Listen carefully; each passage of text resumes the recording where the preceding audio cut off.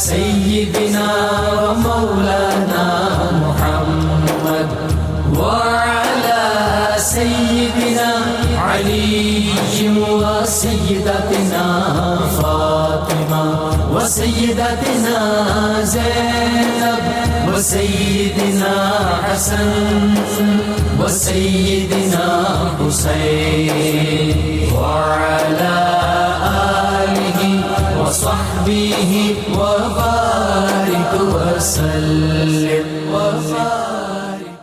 اللهم صل على سيدنا ومولانا محمد صاحب التاج والمعراج والبراق والعلم دافع البلاء والوباء والقحط والمرض والألم اسمه مكتوب مرفوع مشفوع منقوش في اللوح والقلم سيد العرب والعجم اسمه مقدس معطر مطهر منور في البيت والحرم شمس الضحى بدر الدجى صدر العلا نور الهدى كهف الورى مصباح الظلم جميل الشيم شفيع الأمم صاحب الجود والكرم والله عاصمه وجبريل خادمه والبراق مركبه والمعراج سفره وفوق سدرة المنتهى مقامه وقاب قوسين مطلوبه والمطلوب مقصوده والمقصود موجود سيد المرسلين خاتم النبيين شفيع المذنبين أنيس الغريبين رحمة للعالمين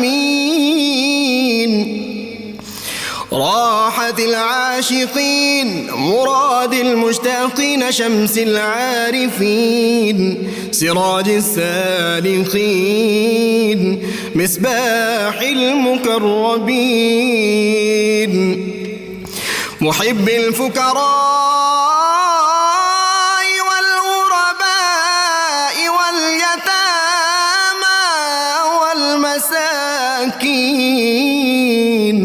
سيد الثقلين نبي الحرمين إمام القبلتين وسيلتنا في الدارين صاحب قاب قوسين محبوب رب المشرقين ورب المغربين جد الحسن والحسين مولانا ومولى الثقلين سيدنا أبي القاسم محمد بن عبد الله نور من نور الله يا أيها المشتاقون بنور جماله بلغ العلا بكماله كشف الدجى بجماله حصلت جميع خصاله صلوا عليه وآله وأصحابه وسلموا تسليما وعلى آله وصحبه وبارك وسلم बिस्मिल्लाहिर्रहमानिर्रहीम। अस्सलाम वालेकुम नाज़रीन, प्रोग्राम सुबह नूर के साथ आपका मेज़बान नज़ीर अहमद गाज़ी हाज़िर है। नाज़रीन इकराम, हज़रत अबू अनीस मोहम्मद बरकत अली साहब रहमहुल्लाह की मशहूर तालीफ़ अस्माउन नबील करीम सल्लल्लाहु अलैहि वसल्लम से एक इसमें मुबारक पढ़ने की सआदत हासिल कर रहा हूँ। सैयदना हबीबुल्लाह सल्लल्लाहु अलैहि वसल्लम हमारे सरदार अल्लाह ताला के हबीब, दुरूद व सलाम भेजे अल्लाह आप सल्लल्लाहु अलैहि वसल्लम, आपकी आले पाक और आपके सहाबा किराम पर। हज़रत अबू हुरैरा रज़ी अल्लाह ताला अन्हु से भी है کہ حضور نبی اکرم صلی اللہ علیہ وآلہ وسلم نے فرمایا اللہ تعالیٰ نے حضرت ابراہیم علیہ السلام کو اپنا خلیل بنایا اور حضرت موسیٰ علیہ السلام کو اپنے ساتھ کلام و سرگوشی کرنے والا بنایا اور مجھے اپنا حبیب بنایا۔ اور پھر اللہ تعالیٰ نے فرمایا قسم ہے مجھے اپنی عزت و جلال کی، میں ضرور اپنے حبیب کریم کو اپنے خلیل و کلیم پر ترجیح اور فوقیت دوں گا۔ ناظرین کرام، قسام ازل نے کچھ قلوب، کچھ اذہان، کچھ زبانیں اور کچھ قلم اپنے محبوب کریم صلی اللہ علیہ وسلم کے ذکر پاک کے لیے منتخب کر لیے۔ وہ چنیدہ لوگ تھے، اور حسان بن ثابت، حضرت عبداللہ بن رواحہ، کعب بن زہیر اور اس طرح کی دیگر جو ہستیاں ہیں جن میں سیدہ عائشہ صدیقہ طیبہ طاہرہ سیدہ فاطمہ بھی شامل ہیں، رحمت کونین صلی اللہ علیہ وسلم کی نعتیں لکھی۔ اس امت میں یہ 14 صدیوں اور 14.25 صدیوں کی تاریخ گواہ ہے کہ لوگوں نے رحمت کونین صلی اللہ علیہ وسلم کی نعت باللسان بھی کہی، نعت بالقلب بھی کہی اور نعت بالجوارح بھی کہی۔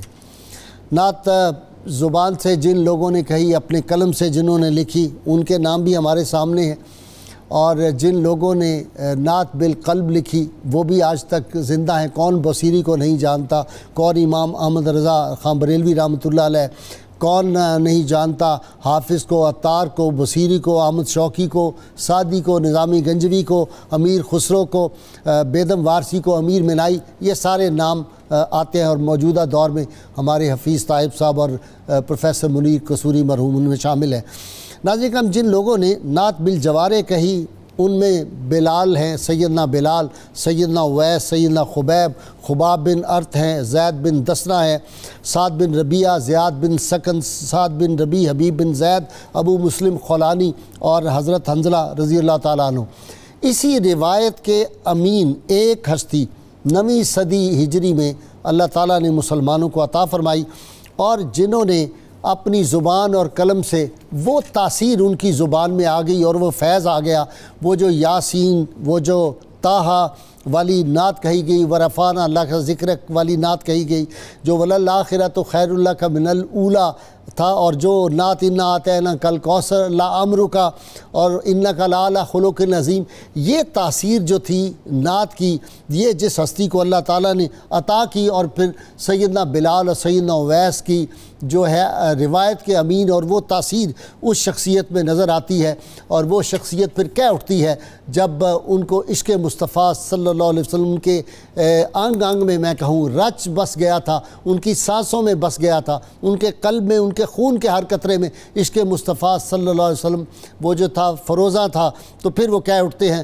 تنم فرسودہ جاں پارا زے ہجراں یا رسول اللہ، دلم پج مردہ آوارہ زے ہجراں یا رسول اللہ۔ تو یہ بات جب جامی رحمۃ اللہ علیہ کہتے ہیں تو ناظرین کرام پھر ہمیں پتہ چلتا ہے، اور پھر عشق مصطفیٰ صلی اللہ علیہ وسلم میں وہ شخص اس قدر ڈوب جاتا ہے، کہتا ہے اور انکساری اور اس بارگاہ سے تعلق ایسا ہے، سگترا کاش جامی نام بودے کہ آیت بر زبانت گاہے گاہے، یا رسول اللہ صلی اللہ علیہ وسلم کاش آپ کے سگ کا نام جامی ہوتا، اور کبھی کبھار وہ آپ کی زبان پاک پر اس کا ذکر آتا۔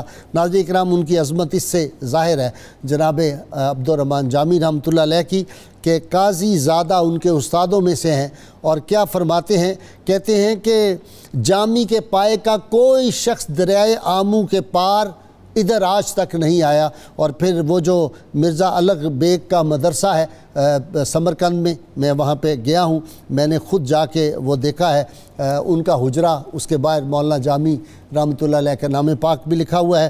جامی نے سلسلہ نقشبندیہ کے کن کن بزرگوں سے فیض حاصل کیا، جامی کی شاعری کیا ہے، ان کی عظمت کیا ہے، ان کا علمی کام کیا ہے۔ نفحات الانس ہی اگر صرف ایک کتاب ہی ہوتی تو میرا خیال ہے جامی کی عظمتوں کے لیے کافی تھی۔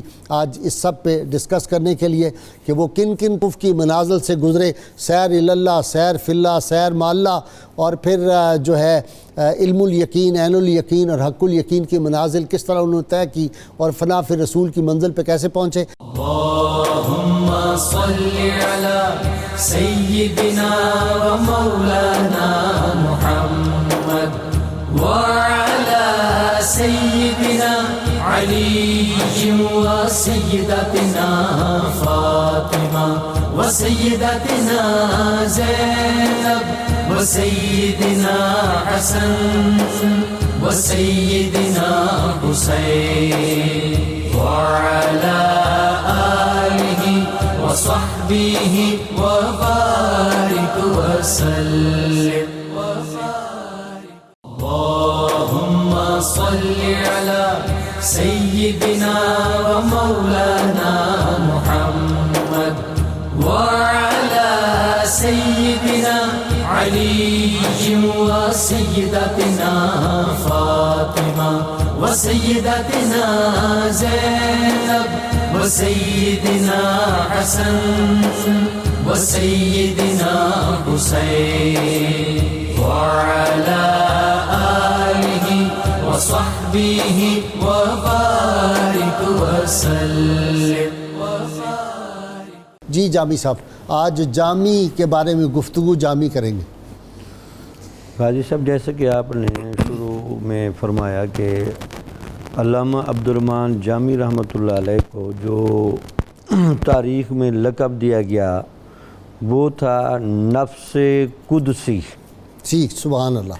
یعنی آپ کی ذات گرامی ایسی تھی کہ آپ کو دیکھنے کے بعد جو ولایت کا اور دین کی حقیقت اور معراج کا جو تصور تھا وہ فوراً نظر آ جاتا تھا. ٹھیک، قدسی صفات کی حامل شخصیت. جی اللہ تعالیٰ نے علامہ جامی رحمۃ اللہ علیہ کو جو ذہانت، جو روح اور جو دل دیا اس کا ایک اپنا بانگ پن تھا. ذہانت اتنی زیادہ تھی کہ جس استاد نے پڑھایا تو اس کو یہ کہنا پڑا یہ پڑھنے نہیں آیا، پڑھانے آیا ہے. سبحان اللہ سبحان اللہ. اور جن مشائخ کی صحبت میں گئے اور انہوں نے جب ان کی روحانی طلب کو دیکھا تو انہوں نے کہا جتنا بھی دیتے ہیں حال من مزید کی صدا اب بھی چل رہی ہے. شہباز ہمارے قابو میں آ گیا، فخر کرتے تھے. قابو آ گیا. اور پھر اس کے بعد اللہ نے جو روح دی، الستو بربکم قالوا بلا کی روحوں کو یہ فطرت تو سب کو دی، لیکن کچھ ارواح کو عشق و جذب کی اضافی خصوصیت بھی دی جس میں علامہ جامی کو بہت زیادہ فیض ملا.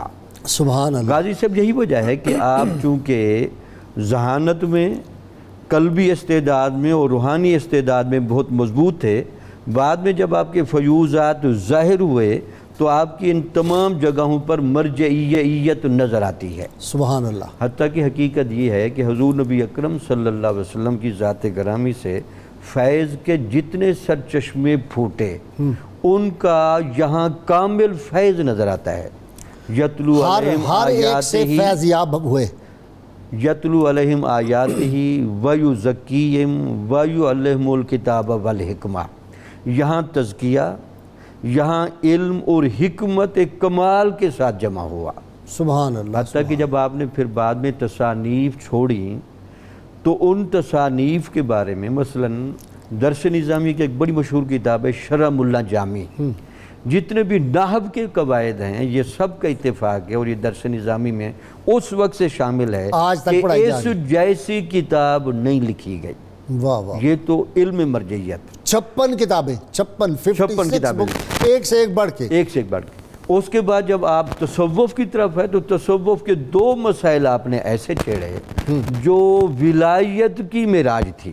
سبحان اللہ. ایک تو اس کا آپ کا جو تھا وہ تھا کہ حضور نبی اکرم صلی اللہ علیہ وسلم کی جو حقیقت محمدیہ ہے اور آپ کی ذات کے ساتھ جو تعلق ہے، جو تصوف کی اصل معراج ہے، وہ آپ کی ہاں بڑی نظر آتی ہے. اسی لیے علامہ اقبال کو بھی کہنا پڑا یہ جو نگاہ عشق و مستی میں وہی اول وہی آخر، یہ جو آپ کی اولیت و آخریت ہے اس کا تذکرہ علامہ جامی نے اپنے اشعار میں جس انداز سے کیا ہے یہ آپ کا ہی حصہ تھا. ڈاکٹر نوید اظہر، ہم عالم گدائے کوچائے او سکندر از گدایان محمد صلی اللہ علیہ وسلم گناہ گارم سیاہ کارم و لیکن بدستم ہست دامان محمد صلی اللہ علیہ وسلم. سبحان اللہ. جی حضرت مولانا عبدالرحمن جامی رحمۃ اللہ تعالی علیہ ہمارے یہاں تو صرف ایک عاشق رسول شاعر کے طور پر جانے جاتے ہیں، لیکن آپ ایک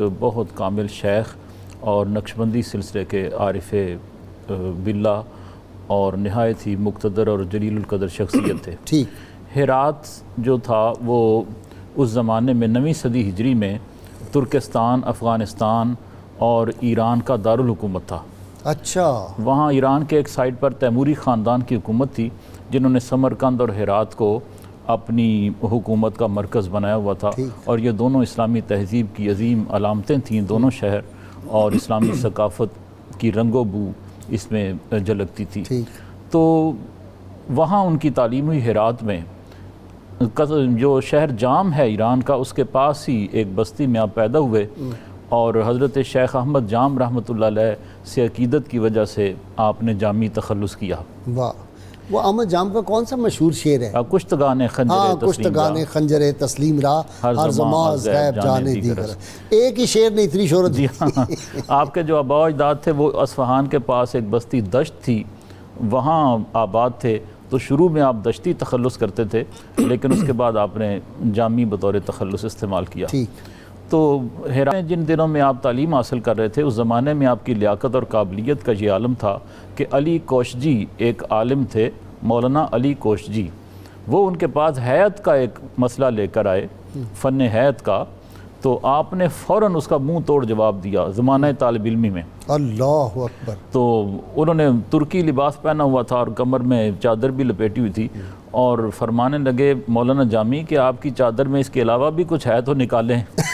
تو وہ لاجواب ہو گئے اور یہ کہنے پر مجبور ہو گئے کہ میں اس نتیجے پر پہنچاؤں کہ اس دور میں بھی نفس قدسی موجود ہے جس کی طرف حضرت نے اشارہ کیا۔ سبحان اللہ، سبحان اللہ۔ اور وہ جو بخارا سمرقند کے علاقے تھے وہ نقشبندیہ سلسلہ کے اکابر کی آماج گاہیں تھیں، سب کے خواجگان نقشبند میں زیادہ مزاری ادھر حضرت شاہ نقشبند ہو گزرے تھے، اور اس کے بعد بزرگان نقشبند وہاں موجود تھے۔ خواجہ عبید اللہ احرار رحمۃ اللہ علیہ تک آ گئے۔ بہت ہی تقویٰ اور پاکیزگی کا ماحول تھا۔ تو خواب میں دیکھا کہ حضرت مخدوم سعد الدین کاشگری رحمۃ اللہ علیہ کے حضور آپ حاضر ہیں، اور وہ آپ سے فرماتے ہیں کہ آپ کو کسی کا مرید ہونا چاہیے۔ تو پھر بیدار ہوئے تو ہرات میں ان کی بارگاہ میں حاضر ہوئے۔ حضرت مخدوم سعد الدین کاشگری کا جو آستانہ تھا وہ جامع مسجد ہرات کے پاس ہی تھا، اور آپ اکثر اپنے فقراء اور مریدین کے ساتھ جامع مسجد ہرات کے دروازے پر تشریف فرما ہوتے تھے، اور اکثر مولانا جامی ادھر سے گزرتے۔ تو جب وہ دیکھتے نا مولانا جامی کو تو فرماتے کہ یہ بڑا جوہر قابل ہے، معلوم نہیں ہماری گرفت میں کیسے آئے گا۔ تو جب یہ خواب دیکھا مولانا جامی نے، مرد مومن سے بدل جاتی ہے تقدیر۔ جی ہاں، جب یہ خواب دیکھا تو ان کی بارگاہ میں حاضر ہوئے، تو آپ نے فرمایا کہ شہباز ہمارے دام میں آ گیا ہے، واہ واہ، یعنی آپ ان کی قدر و قیمت سے آگاہ تھے۔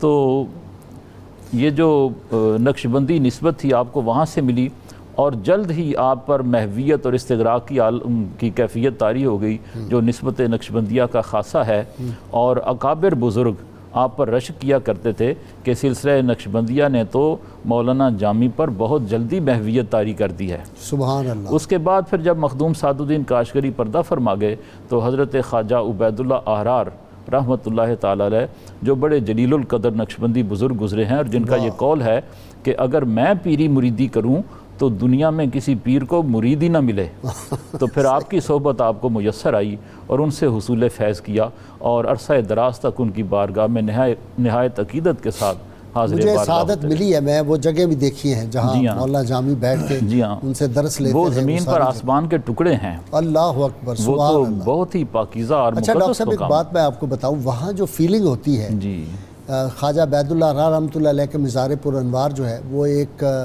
جس کو آپ کہیں نا سٹیج جیسے ہوتی ہے، ذرا اونچی جگہ پہ ہے، اچھا اور اس کے اوپر کوئی چھت نہیں ہے وہاں پہ، اچھا، لیکن وہ قبر انور جو ہے وہاں جب آپ جاتے ہیں تو ایک فیلنگ آتی ہے، اور میں نے سب سے پوچھا، ہمارے ساتھ میاں ولید شرپوری تھے اور دیگر دوست تھے، ایسے لگتا ہے جیسے ایک زندہ شیر، ببر شیر جو ہے بہت بڑے سائز کا وہ بیٹھا ہوا ہے۔ یہ احساس سب کو تھا جو وہاں پہ حاضر ہوتے، یعنی ایک جلال جو ہے نا حضرت خواجہ عبید اللہ احرار پہ وہ ہے، اور بادشاہوں کو بھی پھر ایسے ہی بدل دیتے تھے، دیوار پہ لکھ دیا کہ ہم نے تمہاری بادشاہی بدل دی ہے، تو اگلے دن بادشاہی بدل گیا۔ ان کے گھوڑے کی لگام پکڑ کے چلتے تھے ساتھ۔ جی ہاں جی، ان کی کتب اور علمی کام۔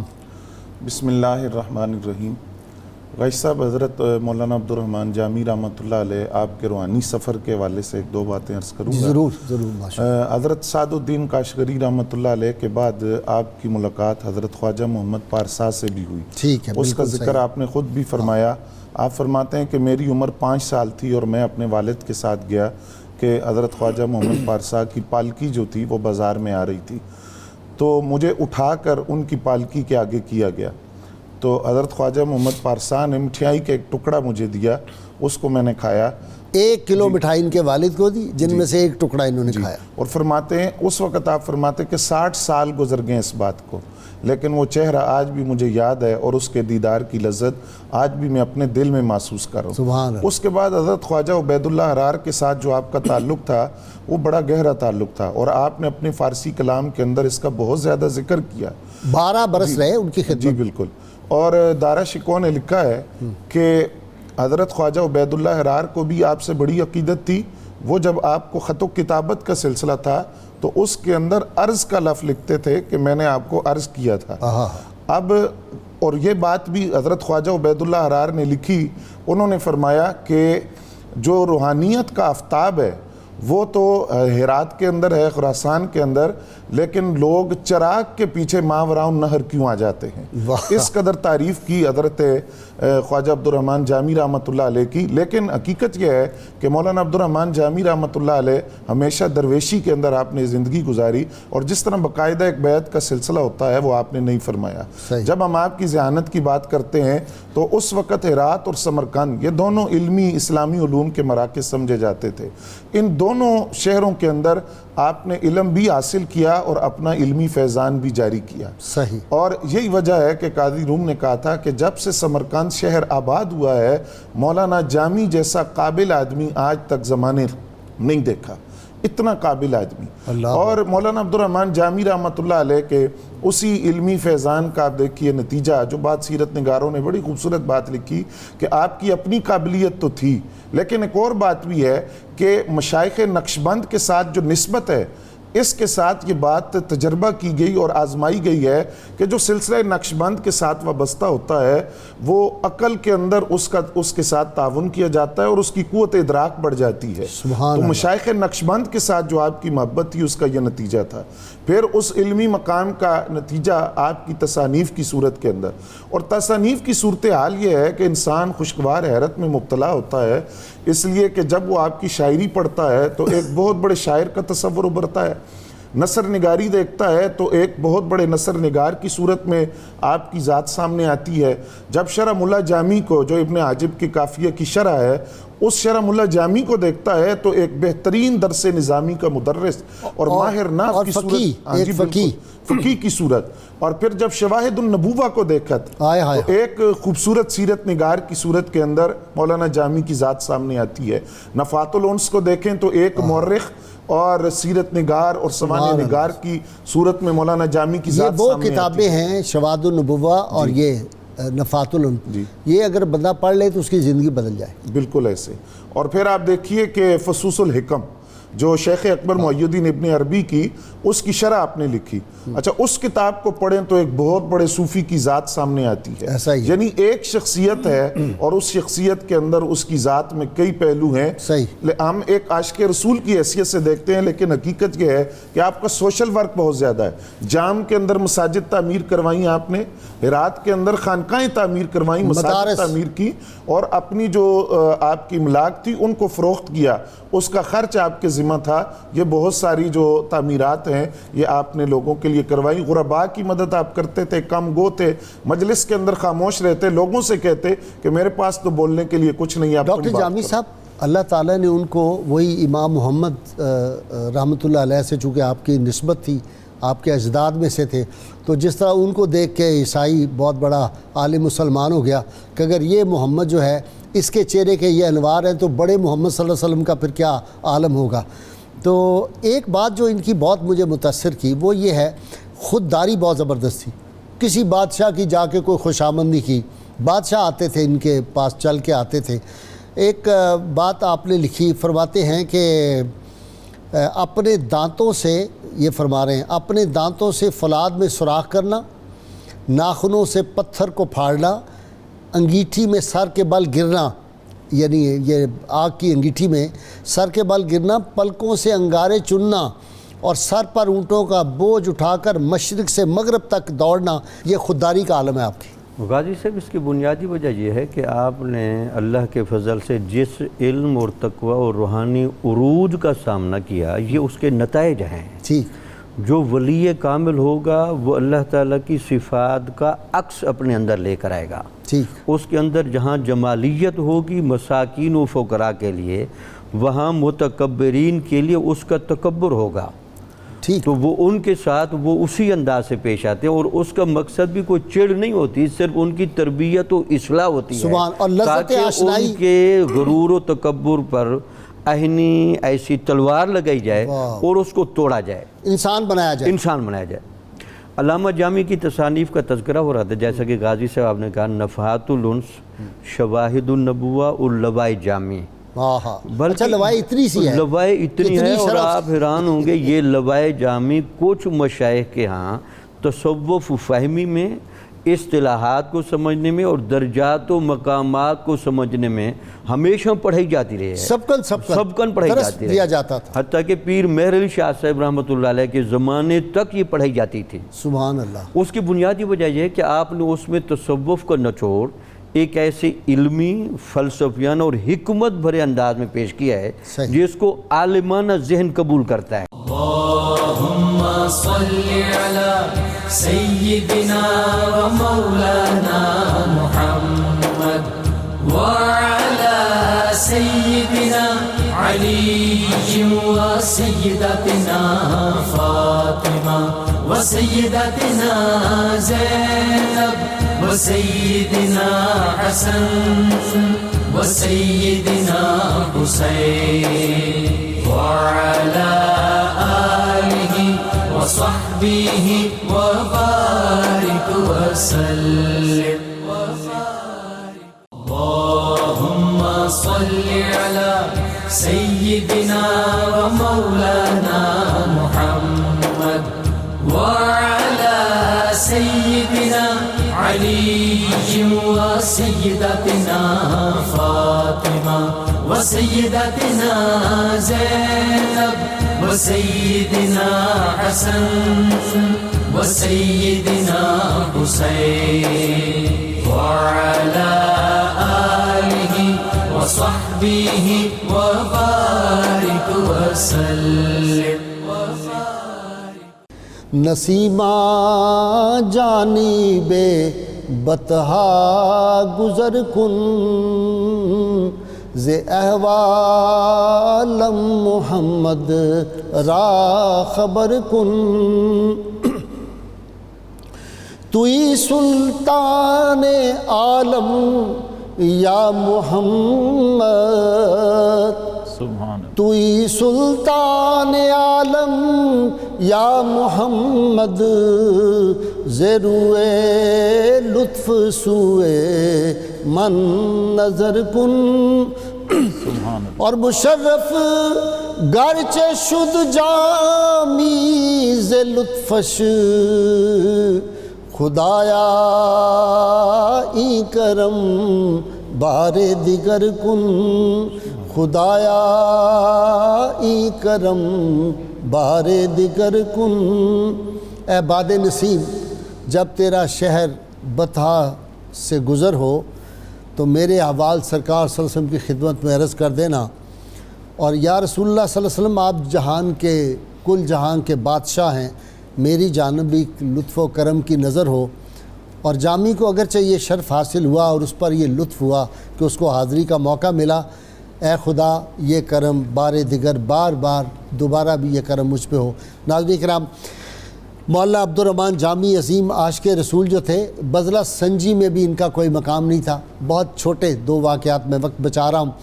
آپ سفر اعجاز پہ جب جا رہے تھے تو بغداد پہنچے تو پیر جمال عراقی بہت بڑے وہاں کے بزرگ تھے اور بہت بڑی علمی شخصیت، وہ اپنے مریدوں کے ساتھ آئے۔ انہوں نے اون کا لباس پہنا ہوا تھا، تو جب انہوں نے چہرہ جامی پہ نگاہ ڈالی اور وہ جمالیاتی ثروتیں دیکھی تو انہوں نے فوراً کہا جمال الہی، یعنی ان کا چہرہ دیکھے یہ تو حسن پروردگار اس میں جھلک رہا ہے۔ تو جواباً جامی صاحب مسکرائے اور انہوں نے فرمایا کہ ہم نے بھی جمال الہی دیکھا ہے، اس کا مطلب تھا اللہ تعالیٰ کا اونٹ دیکھا ہے ہم نے، یہ ان کی ذہانت تھی۔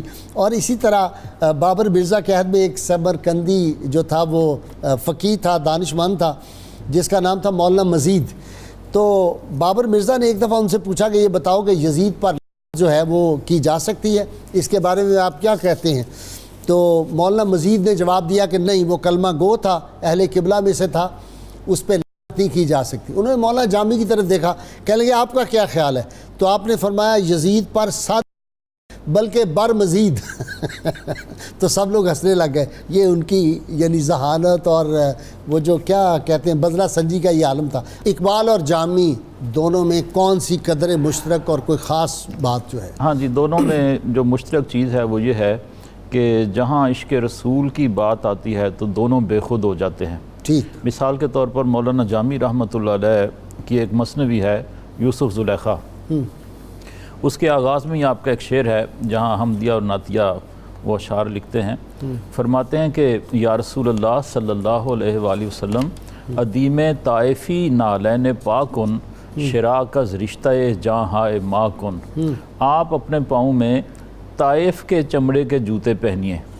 حضور صلی اللہ علیہ وسلم کا جو جوتا مبارک تھا نالین پاک، جی نالین پاک، وہ طائف کے چمڑے کا بنا ہوا تھا، تو اس کی طرف اشارہ کر کے فرمایا کہ اپنے پاؤں میں طائف کے چمڑے کے جوتے پہنیے، لیکن ان میں تسمے ہماری جانوں کے استعمال کیجیے، سبحان اللہ، ہماری جانیں کھینچ کر ان کے تسمے بنا کر سبحان اللہ، اپنے نالین میں استعمال کیجیے۔ کاش آپ کے نالین کا میں تسمہ ہوں۔ جی ہاں، ڈاکٹر نوید اظہر، چون بازو شفاعت راہ کشائی بر گناہ گاراں، مکن محروم جامی راہ دراں یا رسول اللہ۔ جب آپ شفاعت کے بازو پھیلائیں گناہ گاروں کی طرف، مکن محروم جامی راہ دراں آں یا رسول اللہ، یا رسول اللہ اس وقت جامی کو محروم شفاعت نہ فرمائیے گا۔ ہائے ہائے، خدمت خلق کا پہلو آپ کی شخصیت میں بہت نمایاں تھا۔ ٹھیک، آپ کے بادشاہوں کے ساتھ تعلقات تھے لیکن کبھی وظیفہ مانگنے نہیں جاتے تھے، ٹھیک، بلکہ زمانہ طالب علمی میں آپ کو ایک دفعہ آپ کے ساتھی لے بھی گئے بازو کھینچ کر، تو وہاں کچھ انتظار کرنا پڑا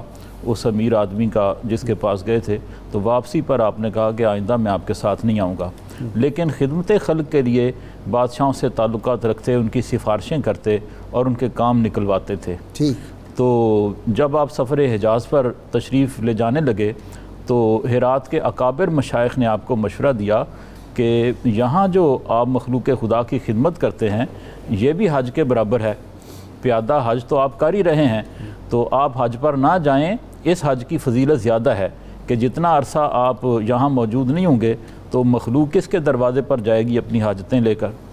تو آپ نے فرمایا کہ میں پیادہ حج بہت کر چکا ہوں، اب میں سوار حج بھی کرنا چاہتا ہوں۔ واہ واہ، تو خدمت خلق کی وجہ سے آپ کی شہرت بہت زیادہ تھی۔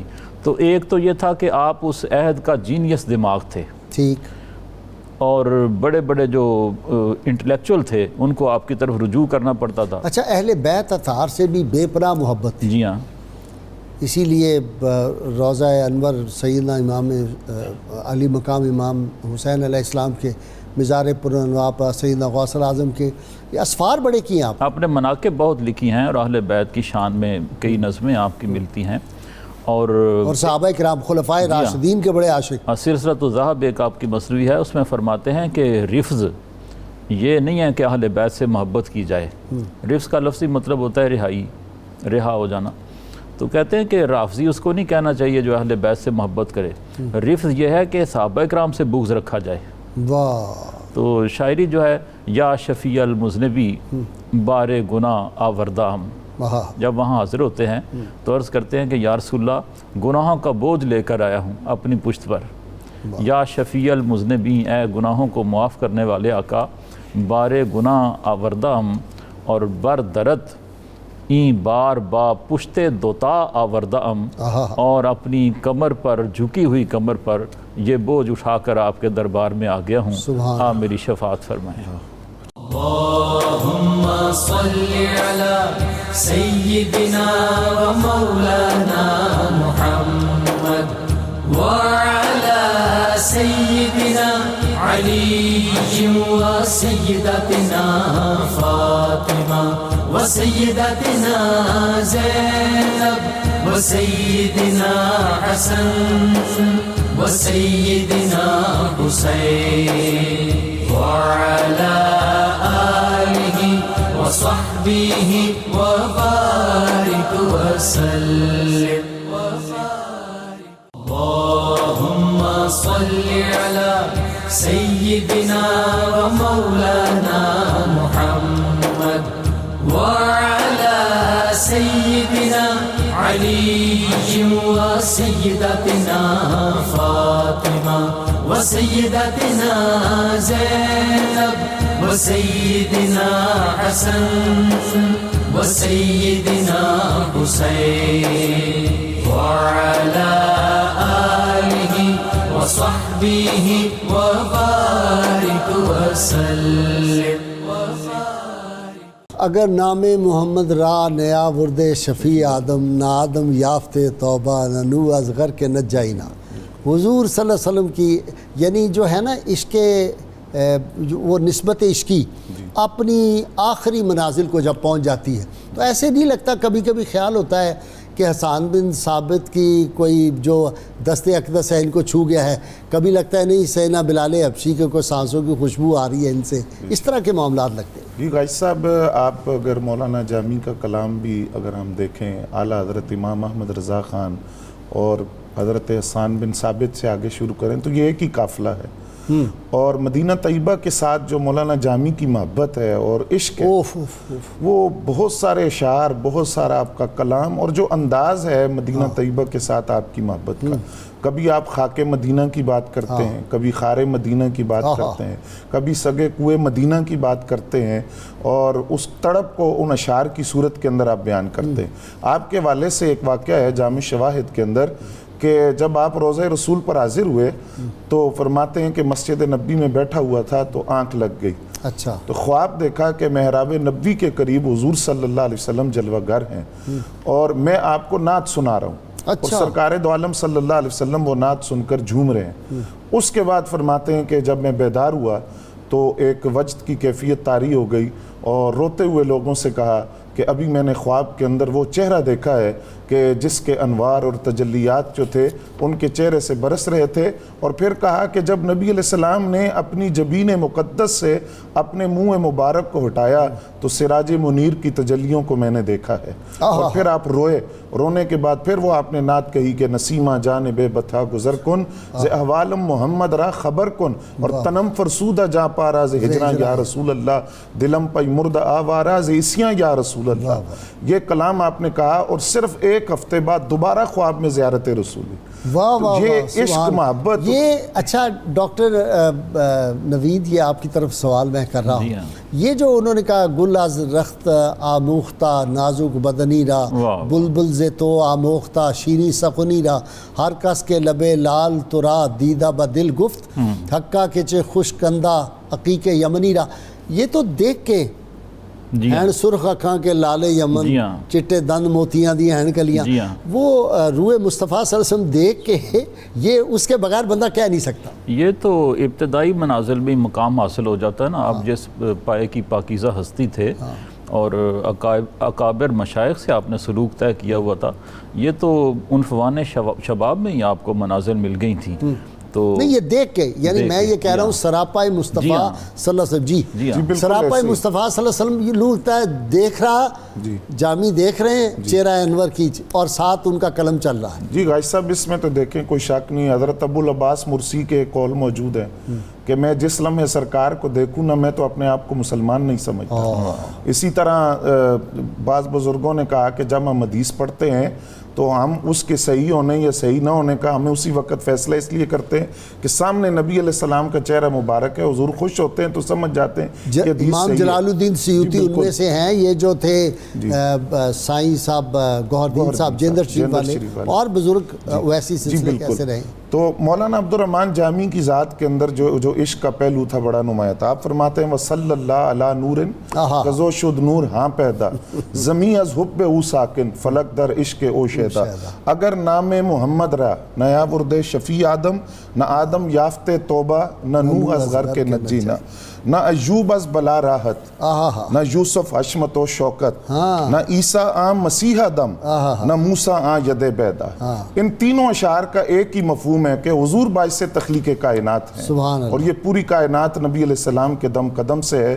موسیٰ علیہ السلام کا کمال، عیسیٰ علیہ السلام کی مسیحائی، یوسف علیہ السلام کی حشمت و شوکت اور ایوب علیہ السلام کا صبر سے راحت پانا، آدم علیہ السلام کا توبہ قبول ہونا، یہ تمام باتیں نبی علیہ السلام کی ذات اقدس کے ساتھ ان کا تعلق ہے اور حضور باعث تخلیق کائنات. آپ نے ان کی ظرافت کی بات کی اور خوشطبعی کی بات کی، تو آپ حاضر جواب بھی تھے.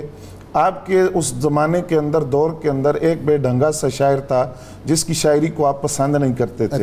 یعنی وہ بغیر وزن کے اشعار کہتے تھے. وہ آج کر کے آئے تو انہوں نے مولانا جامی کو بتایا کہ میں اپنے دیوان ساتھ لے گیا تھا اور میں اپنی شاعری کو اور دیوان اور کلام کو حجر اسود کے ساتھ مس کر کے لایا ہوں. تو آپ نے فرمایا کہ بہت بہتر ہوتا اگر آپ آب زمزم سے دھو کر لاتے تو یہ بہت بہتر ہوتا.